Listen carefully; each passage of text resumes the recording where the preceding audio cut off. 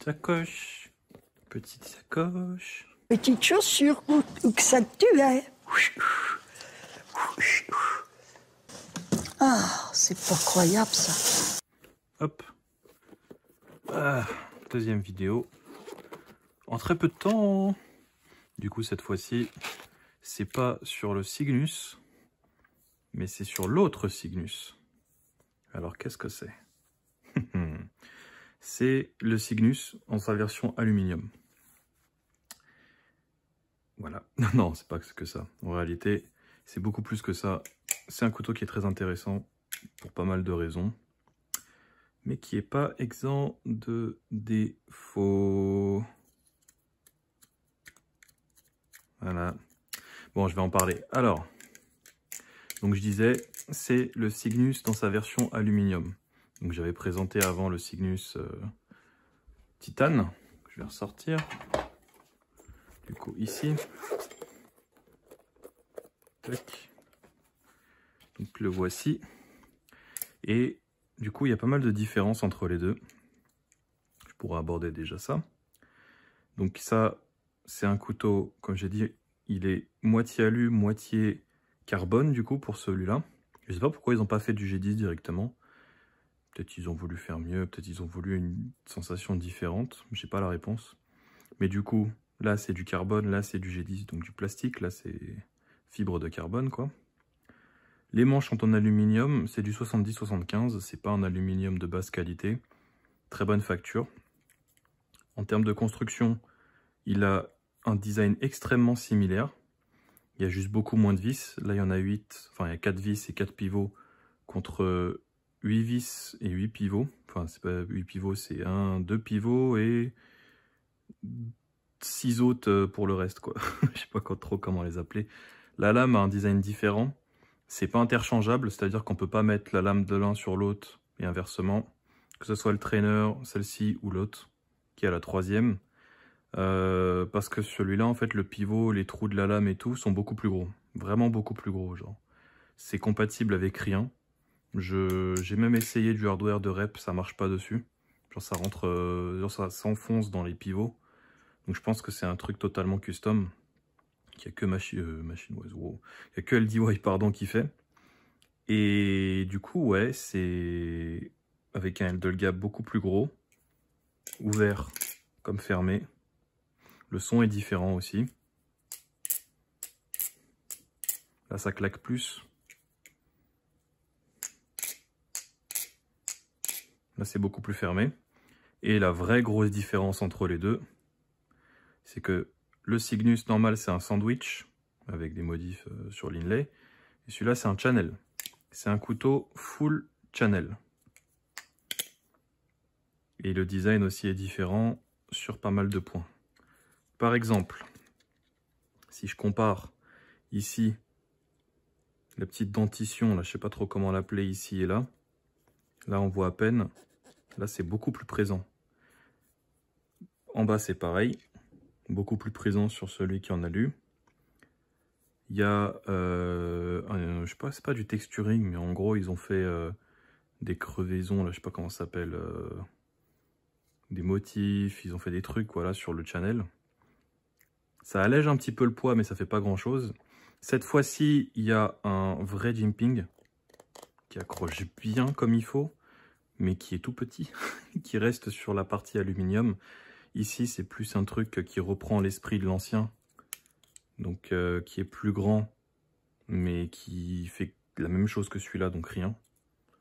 Et du coup, bah, vu qu'il n'y a pas de trou ici, c'est beaucoup plus lisse qu'ici, en fait. On accroche de manière moins... c'est beaucoup moins accrocheur, je sais pas comment dire. Il y a beaucoup moins d'adhérence, en fait, ici que là, sur la partie alu. Mais le plastique aide beaucoup plus que celui-là, du coup. Peut-être parce qu'il est neuf, peut-être parce que c'est du carbone aussi. Ça, je saurais pas dire. Et je pense que pour le hardware, à part le Zen ici, qui est encore plus gros que celui-là, la lame qui est changée, du coup, il n'y a pas les mêmes motifs. Et le hardware, bah, du coup, qui est adapté à celui-là et pas à celui-là. Il n'y a rien d'interchangeable, même le plastique, en fait, contre la fibre de carbone ici. C'est beaucoup plus large sur le bout que là. Il manque un trou. Et du coup, en fait, bah, celui-là, il rentrerait pas là-dedans. Celui-là, peut-être ici, mais celui-là, il pourrait pas rentrer là-dedans, vraiment. Parce que là, c'est beaucoup plus large déjà à la base, et là, ça s'écarte ici.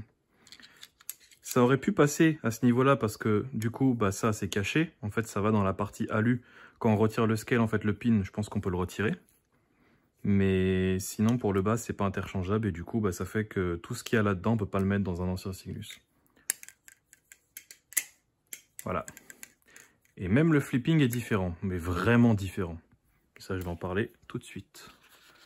Hop. Mais avant ça, ce que je pourrais faire, en plus de parler des différences avec le Cygnus, je pourrais parler de ce qu'il y a dans la boîte. What's in the box. Donc, quand le couteau arrive, il y a des petits pansements. J'en ai utilisé un parce que je me suis coupé au début. Il en reste 4. Il y en avait 5 à la base. Et le couteau est arrivé tranchant et moi je l'ai désaffûté. Enfin, quasiment désaffûté quoi. Il donne l'impression qu'il va couper en fait, mais il coupe pas. Ah oui, j'ai pas montré aussi, mais là il y a un petit bout de fibre de carbone qui est collé directement à la lame aussi. Ce qui est intéressant, c'est que ça aide pour le tuning, j'en parlerai juste après. Du coup, il y a des pansements. Il y a une carte, je sais pas comment ça s'appelle ce genre de carte. Bah, je peux pas le montrer parce que j'ai le téléphone qui est juste au-dessus. Mais en gros, c'est une carte NFC, je crois, NFT, je sais pas, je me rappelle plus, c'est NF quelque chose. Et quand on l'applique sur le téléphone, devant ou derrière, je crois que c'est plus derrière que ça marche, au niveau de la caméra, ça renvoie directement sur le site de LDY avec toutes les spécificités du couteau. Voilà, il n'est pas très beau le truc qui est fait avec les spécificités, mais c'est déjà ça. Donc là, il y a la carte. Il arrive avec un set de hardware complet. Donc il y a tout, hein, vraiment, même les N, on peut les remplacer. Et deux autres trucs très intéressants. Un long tissu. Normalement, je ne montre pas ces trucs-là, mais c'est vraiment intéressant tout ça. Ça, si on se coupe, ça, s'il y a besoin de tuner, ça, si on a besoin des specs du couteau, c'est toujours utile, genre vraiment. Ça, c'est pour tout essuyer et tout. Genre, il est en... on dirait un peu comme de la peau de chamois, mais c'est pas de la peau de chamois. Mais ça ressemble un peu. Et il y a ça. Et ça, c'est très important parce que il n'y a personne d'autre qui le fait. Même Nabalis ne fait pas ça. Ils envoient 3 embouts T10. Parce que c'est du T10, les vis, je ne l'ai pas dit, mais j'allais le dire. Et il y a de quoi le fixer ici. Et du coup, on peut visser, dévisser rien qu'avec ça.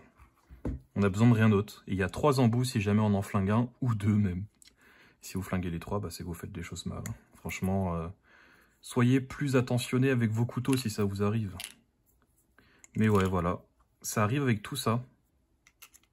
Ça arrive avec tout ça. Et ça, c'est cool. Et en plus, la boîte, elle est pas mal. Genre, on peut ranger plus d'un couteau. On peut mettre celui-là là, dedans. On peut le mettre là. On peut en mettre 2. On peut en mettre là.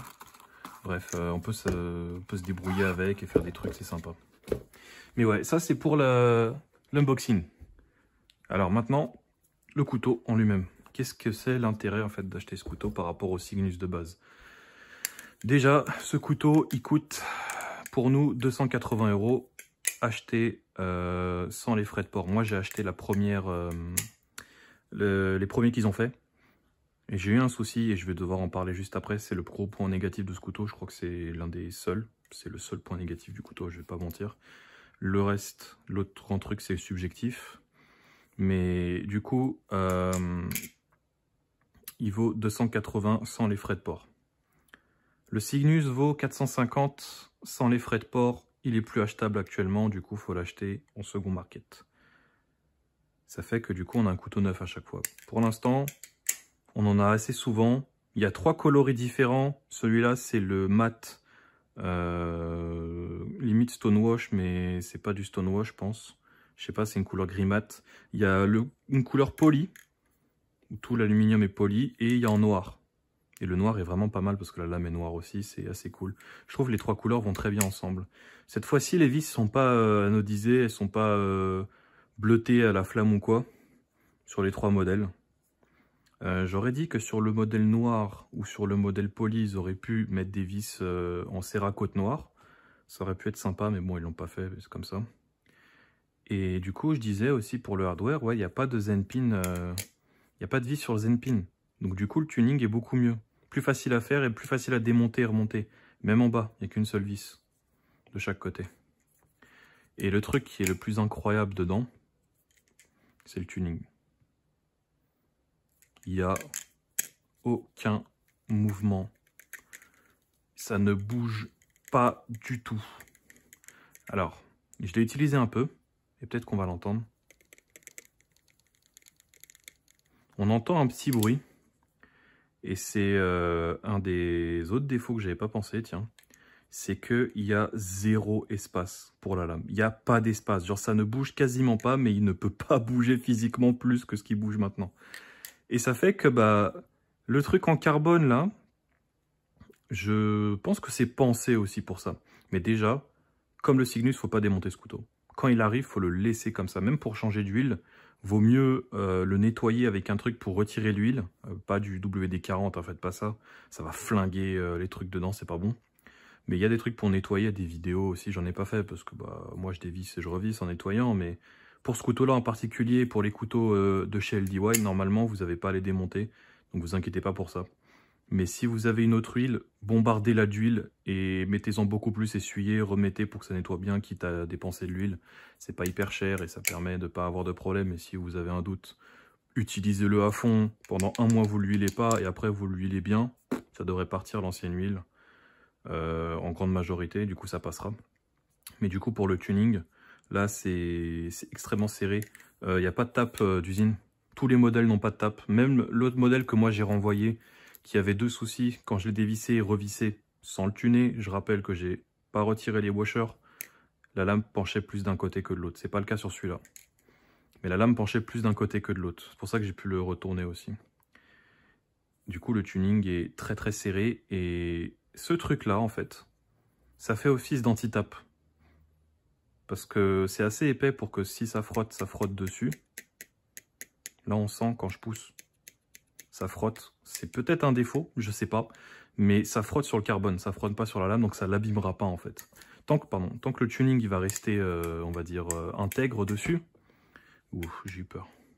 Tant que le tuning va rester intègre dessus et qu'il bougera pas, ce qui, moi, ne devrait pas m'arriver, ça n'arrivera pas d'avoir du tap qui abîme la lame en tout cas. Il y aura peut-être du tap à terme s'il est bit. Je pense que ça c'est un mauvais couteau pour bit, mais juste comme ça, il est déjà très très bien en fait tuné de base, donc il ne devrait pas y avoir de problème. Tant que vous le maltraitez pas comme un dingue quoi.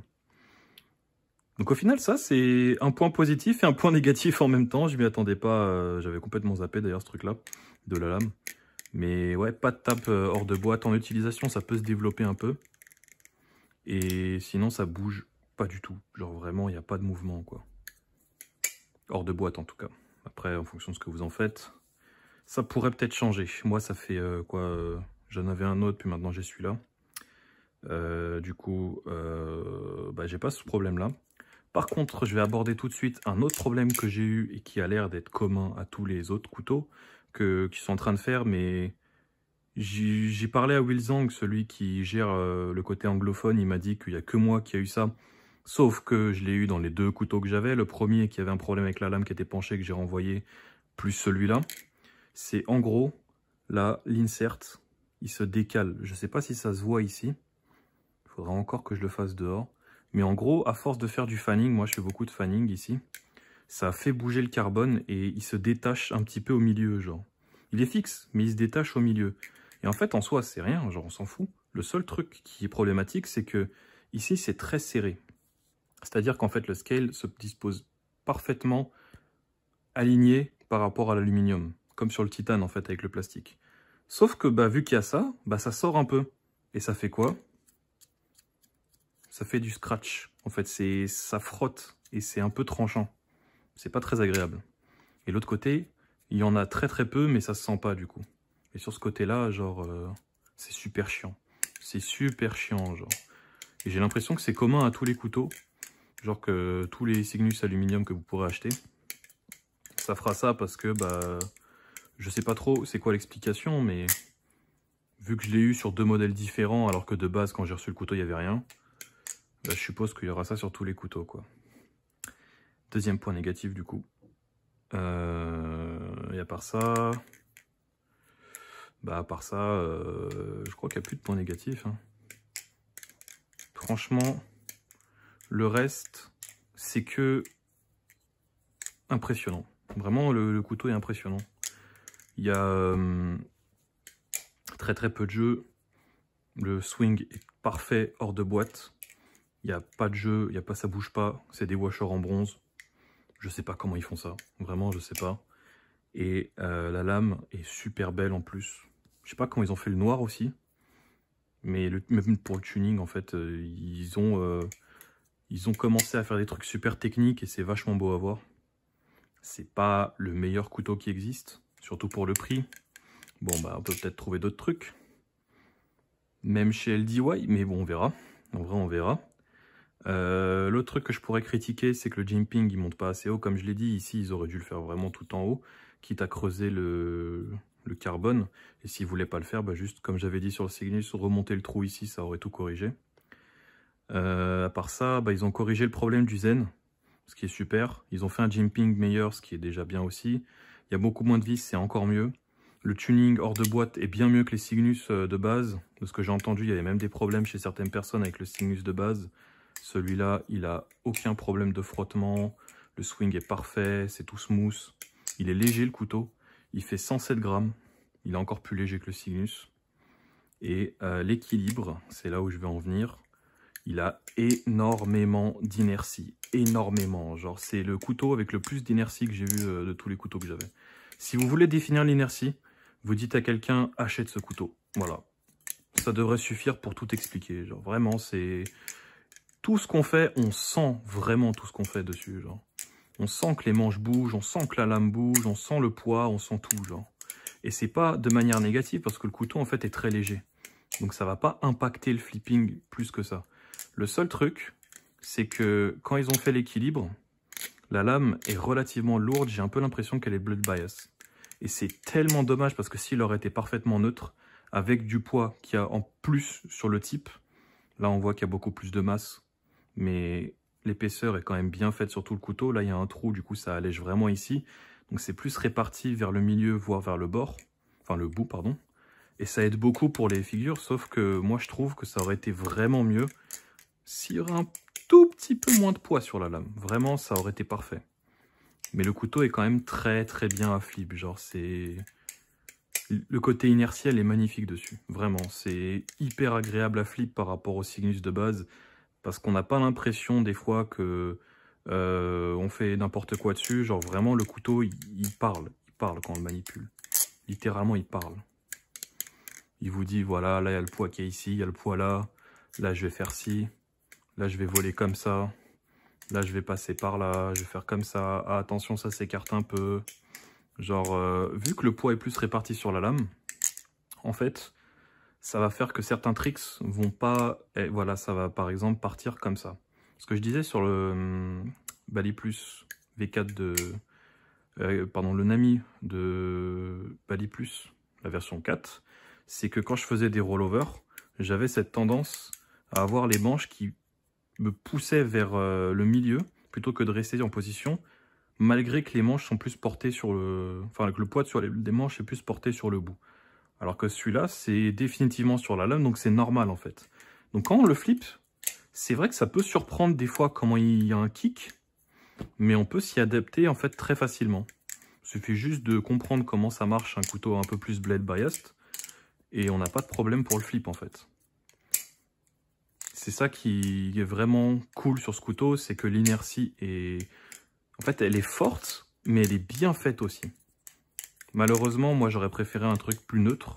Mais bon, c'est ce que c'est, hein. On peut pas toujours choisir ce qu'on a sur les couteaux. Surtout que c'est pas forcément bien défini au moment de l'achat, ces genres de choses. Mais il est quand même très agréable à flip. Je trouve que si je devrais citer un couteau no-brainer pour flip, en plus du Serif, ça serait celui-là. Genre, l'inertie aide énormément. Il y a beaucoup de gap, comme j'ai dit, sur les manches, donc il n'y aura pas de problème de slap. Le son est très bon aussi. J'ai pas montré le son sur le Cygnus ni sur le Bali Plus parce que c'était pas très intéressant, mais sur celui-là, c'est très satisfaisant.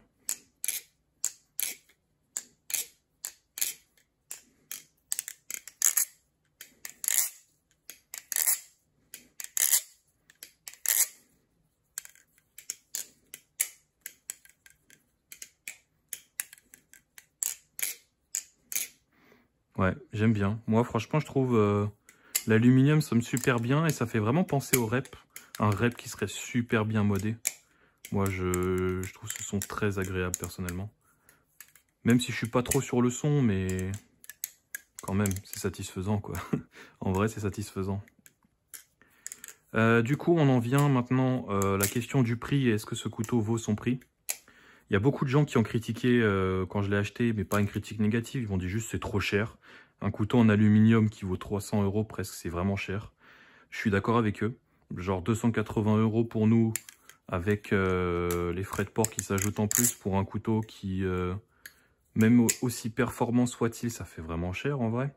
Mais c'est là où je suivrais du coup LDY quand il disait que créer des trous, je vais pas appeler ça des crevaisons encore une fois, mais faire des trous comme ça pour intégrer en fait le carbone, du coup c'est pas du plastique, c'est plus cher à faire aussi, mais de faire des trous comme ça sur l'aluminium, avec tous les détails et tout, et avec la précision que ça doit demander, parce que c'est, on dirait pas, mais c'est vachement précis.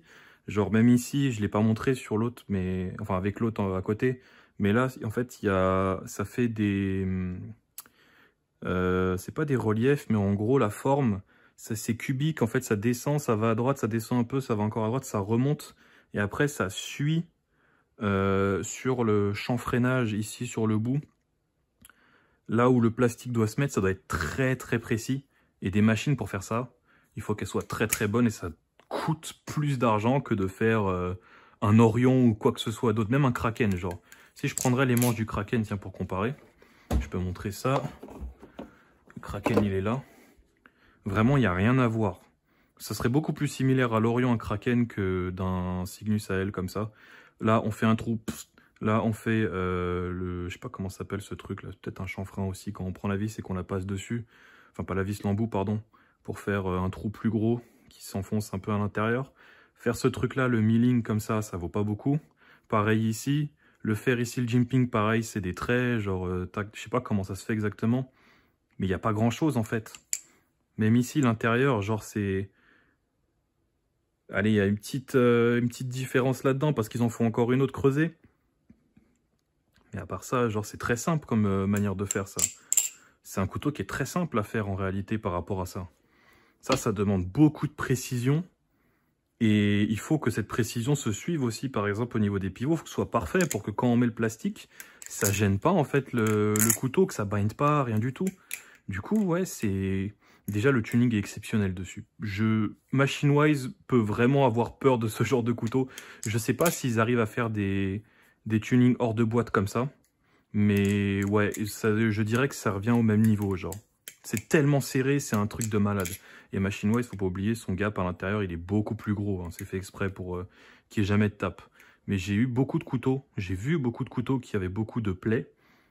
Après une certaine utilisation, évidemment, ils ont été bits et tout. Mais les couteaux LDY, j'en ai pas vu non plus énormément. Mais pour ce que j'ai eu, ça développe pas de plaies sans qu'on le bite pas. Et genre là, le tuning, c'est impressionnant. Du coup, avec cet équilibre-là, avec cette précision sur la création du truc, malgré le petit problème du carbone qui se retire un peu, c'est pas vraiment qu'il se retire, c'est que il s'espace un peu à force d'utilisation. Je dirais que même pour 280 €, ça les vaut si on veut vraiment cette expérience-là. C'est-à-dire que c'est pas forcément un couteau pour les débutants, même si l'inertie s'y prête. Parce que plus il y a de l'inertie, plus ça va être facile de comprendre comment le couteau va réagir.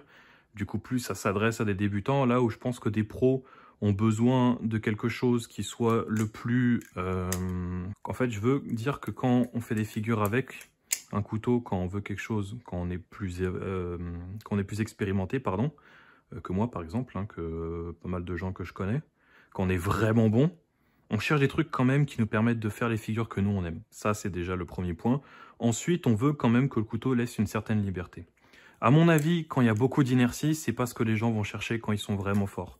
Sauf s'ils veulent un couteau pour flip comme ça en dehors des moments où ils ont besoin de quelque chose qui est vraiment stable et qui fait ce qu'ils veulent en fait qu'il fasse à tout moment. C'est un couteau très fun, beaucoup d'inertie. Il vous dit vraiment ce que vous devez faire quand vous flippez. En fait, en sensation, les sensations qu'il renvoie, comme je le dis, sont vraiment très très présentes. Le point négatif, ce serait les rollovers qui sont Faut s'y adapter par rapport au blade bias, mais on peut quand même très bien faire ces figures. Pas de problème. Mais au-delà de ça, genre si vous voulez un truc un peu plus neutre, un peu plus fonctionnel dans le sens où vous voulez pouvoir faire plein de figures différentes en les switchant souvent, en faisant des stops et tout, à moins que ce soit des figures genre type rollover où vous faites souvent des ricochets, je sais pas quoi. Ce couteau est très bon pour les ricochets, hein. C'est pas ça que je veux dire, c'est juste que moi par exemple si je veux lancer un fanning et le relancer de l'autre côté, faut que j'aille pas vite, faut que je l'arrête en fait un peu avant de relancer. Ça peut pas d'un seul coup passer paf paf. Enfin ça marche mais c'est pas son point fort genre. Du coup ça s'adresserait vraiment à des gens qui veulent cette expérience là plutôt qu'une autre. Donc ça vaut son prix, mais il faut quand même comprendre ce que le couteau va renvoyer en fait quand vous ferez du flipping avec. Je pense que c'est tout en vrai. Pourquoi acheter ce couteau avant le Cygnus? Surtout que le Cygnus n'est pas dispo. En termes de solidité, je peux pas trop vous dire. Moi j'ai un petit blemish je crois sur un côté, mais je le vois pas, donc on va dire qu'il est pas là. Ah oui, il était là, il y a un petit point ici. C'est pas grand chose. Ça arrive jamais normalement. Quand j'ai envoyé ça à Wilzang, il m'a envoyé un smiley genre donc je suppose qu'il avait pas vu ça avant. Mais ouais, voilà. Sinon, ils arrivent mint, ils arrivent super bien tunés, ils sont dans la boîte, il y a tous les accessoires. Rien que les accessoires, ça vaut le prix en vrai du couteau. 280 pour tout ça, c'est relativement correct en réalité. Parce que si on regarde acheter un bit avec un embout spécifique pour le ranger en cercle avec le logo, ça doit coûter dans les 20-25 € à fabriquer. Le tissu, le hardware, avec les pansements et tout, et la boîte qu'ils font eux-mêmes, ça je l'ai pas dit, mais en gros j'ai vu des vidéos sur leur Instagram, ils fabriquent eux-mêmes en fait la boîte, ils le coudent et tout eux-mêmes dans leurs usines. Du coup ouais, c'est pas un truc que tout le monde peut faire, et je pense que pour ce prix là, ouais, ce couteau il vaut vraiment le coup, surtout si genre l'expérience de flipping que je vous ai expliqué, genre c'est ce qui vous tente, allez-y, franchement allez-y. Je sais pas s'ils vont le manufacturer longtemps, mais c'est un couteau qui vaut vraiment son prix. J'en ai pas parlé aussi, je vais finir là-dessus. Le grip par rapport au Cygnus, il n'a rien à voir. Genre, c'est un aimant le couteau. S'il s'envole, c'est que vous l'avez mal manipulé. Impossible qu'il glisse. Vraiment impossible qu'il glisse. Il y a certaines personnes qui peuvent être révulsées par ça. Moi, je trouve que c'est plus une habitude à prendre. Là, par contre, je l'ai lâché. Mais genre, le grip qu'il a, surtout quand genre on est dans cette position-là, quand je suis comme ça m'est arrivé à un moment de faire et je pouvais rien faire d'autre que de le mettre de côté comme ça et d'essayer de lancer un trick parce qu'il est accroché à mes doigts. Genre, le grip dessus est sensationnel. Vraiment sensationnel. Je vais ajouter un dernier petit truc. La lame est je peux appeler ça thermoréactive. Genre, elle prend bien les traces. Donc ça va demander, si vous voulez que ça brille, de bien l'entretenir, de l'essuyer souvent, de pas trop toucher la lame. Mais en gros, la chaleur, je sais pas pourquoi, mais sur le coating, là, quand je mettais mon doigt, par exemple, sur l'autre que j'avais reçu, je retirais mon doigt au bout de 3-4 secondes. En fait, s'il y avait encore des traces de buée qui restaient sur la lame. C'est un petit détail comme ça vaut rien. Ça change rien du tout. Mais je l'ajoute parce que je l'ai vu et que voilà, quoi. En termes de trick, ça fait tout. Donc, ouais, si c'est pour ça que vous voulez ce couteau, foncez. Ça reste cher, il faut vraiment le vouloir. Et à part ça, vous avez tout le reste des détails sur la vidéo que je viens de faire. Voilà, du coup c'est tout. J'espère que ça vous sera utile. Moi j'ai beaucoup aimé ce couteau, c'est pas exactement ce que je cherche, mais il est très très bien. À choisir, prenez celui-là au lieu du Cygnus en titane. Même s'il est moins solide, au moins vous n'aurez pas de problème de tuning, il arrivera hors de boîte parfaitement tuné. Vous aurez une boîte, un pouch, je sais pas, une petite sacoche avec des trucs dessus pour l'entretien et tout.